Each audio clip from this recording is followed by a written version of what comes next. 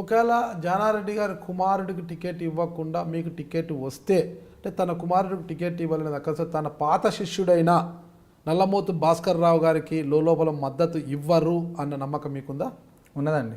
జానారెడ్డి గారు అట్లా లోపల భాస్కర్ రావు గారికి మద్దతు ఇచ్చే ప్రసక్తి ఉండదు. ఓకే, నల్గొండ జిల్లా అంటేనే అందరికి గుర్తొచ్చేది కోమటిరెడ్డి బ్రదర్స్. ఆ బ్రదర్స్ మీకు ఎలాంటి సంబంధం ఉంది? చాలా మంచి సంబంధాలు ఉన్నాయండి. రాజగోపాల్ రెడ్డి గారు మీరు కొద్దిగా మంచి స్నేహితులు అనుకుంటా. రాజగోపాల్ రెడ్డి గారు అంటే కలిసినా కానీ వెంకరెడ్డి గారికి ఇంకా కొంచెం ఎక్కువ అభిమానం అండి. నేను ఎందుకు మీరంటే అభిమానము? నేను వెంకరెడ్డి గారికి అభిమానం అండి. మీరు అభిమానం? వెంకరెడ్డి గారు యూఎస్కి వచ్చినప్పుడైనా కలుస్తుంటాం మేము. ఎప్పటి నుంచో ఇక అంటే మా ఓడు అన్న టైప్లో వెంకరెడ్డి గారు ఆలోచనతో ఉంటారు. మామూలుగా అంటే తెలుసు బాగా, ఎప్పుడైనా కనబడుతుంటాము మంచిగా. వెంకరెడ్డి గారు అంటే మాకు మళ్ళీ రాజశేఖర రెడ్డి గారు తెలంగాణలో. అంతేనంటారా? ఉత్తమ్ కుమార్ రెడ్డి గారు? ఉత్తమ్ కుమార్ రెడ్డి గారు డిఫరెంట్ స్టైల్ అండి.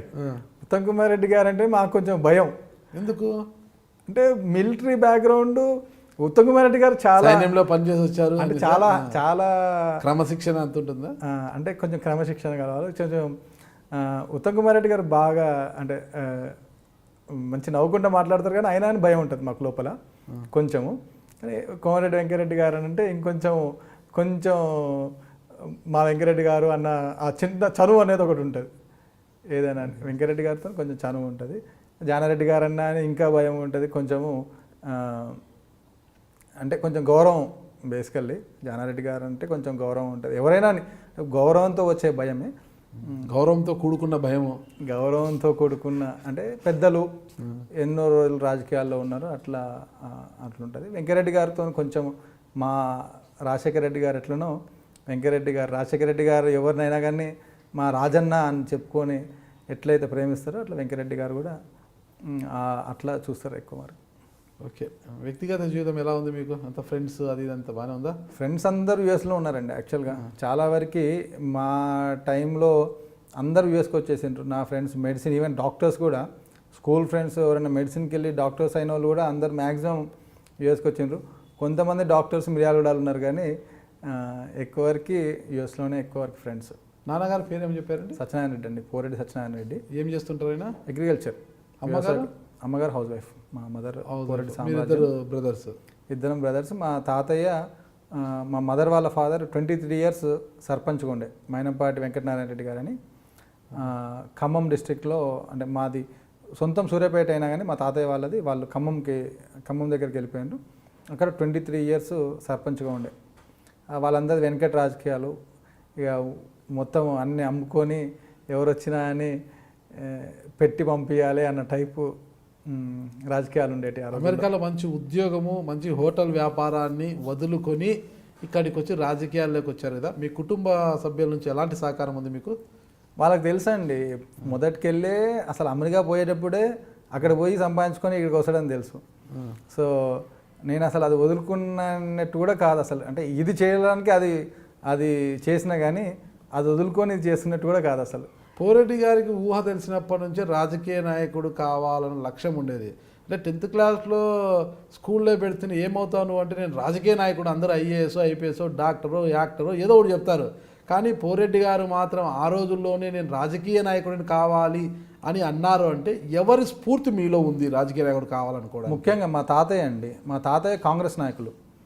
చిన్నప్పటి నుంచే గాంధీ, నెహ్రూ అని చెప్పుకుంటూ ఆయన ఫ్రీడమ్ ఫైటర్లో మేము ఆయన గాంధీని కలిసినాము, నేను అప్పుడు ఆయనకు దండేసిన అని చెప్పుకుంటూ ఒక స్ఫూర్తి. అట్లనే అంటే ప్రజలకు ఎక్కువ న్యాయం చేయాలి, ఎక్కువ మంది ప్రజలకు మనం కనుక వాళ్ళకి సరిగ్గా చూడాలి అని అంటే మాకు ఇప్పుడు వచ్చినాక ఎవరికైనా ఆపద వస్తే ఇప్పుడు కొంచెం ఆదుకున్నా కానీ ఆ వచ్చే సంతృప్తి అనేది మిగతా ఏ చేసినా కానీ కొంచెం తక్కువ ఉంటుంది. అట్లా రాజకీయాలకు రావాలనేది చిన్నప్పటి నుంచే అనుకుంటున్నాను.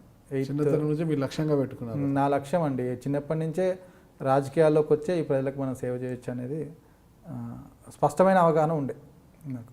రాజకీయాల్లో మార్పు తీసుకురావాలంటే మీలాంటి యువకులు ఏం చేయాలి? రాజకీయాల్లో మార్పు ఫస్ట్ ఎంటర్ కావాలండి. యువకులు చాలా కష్టాలు ఉంటాయి. మాకు బ్యాక్గ్రౌండ్ లేదు, మా ఫాదరు, మేము మిడిల్ క్లాస్ ఫ్యామిలీ, కానీ కష్టపడ్డంతో గుర్తింపు వస్తుంది. గుర్తింపు వచ్చిన తర్వాత నిర్ణయాలు తీసుకోవచ్చు. మేము ఎట్లా చేయాలి, కష్టపడకుండా రాజకీయాలకు రావడం అనేది అది బ్యాక్గ్రౌండ్ ఏం లేకుండా వాళ్ళు రాజకీయం రావడం అనేది అది కాని పని.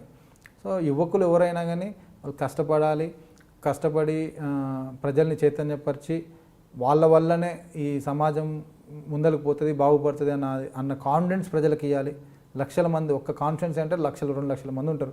వాళ్ళకి మనం ఒక చైతన్యపరిచి అప్పుడు రాజకీయాల్లోకి వచ్చి మనము ఏం చేయొచ్చు అనేది మళ్ళీ అది డిఫరెంట్ స్టోరీ. రాజకీయాలకి శాసనసభలో అడుగుపెట్టడం వరకు ఒకటి, అడుగుపెట్టిన తర్వాత ఏం చేయాలనేది, ఈవెన్ అడుగు పెట్టకున్నా కానీ మనము మన పాలసీలని ఎలక్టెడ్ మెంబర్స్తోని ఎట్లా ఇంప్లిమెంట్ చేయాలనేది అదొక strategy.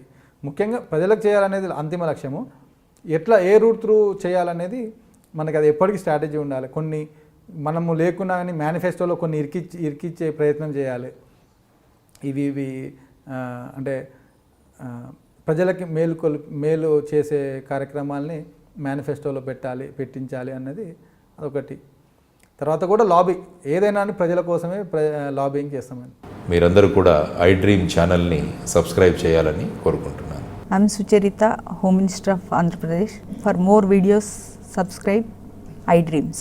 Me Chirla Jaggireddy, MLA Kothapeta. For more videos please subscribe iDream. For more videos, please subscribe iDream. నేను మీ Jakkampudi Raja. For more videos please subscribe iDreams. I'm Revati Chaudhary. For more videos, please subscribe iDream. For more videos, please subscribe to iDream. For more videos, please subscribe iDream. I am Vasireddy Padma, Chairperson of State Women Commission. For more videos, please subscribe iDream.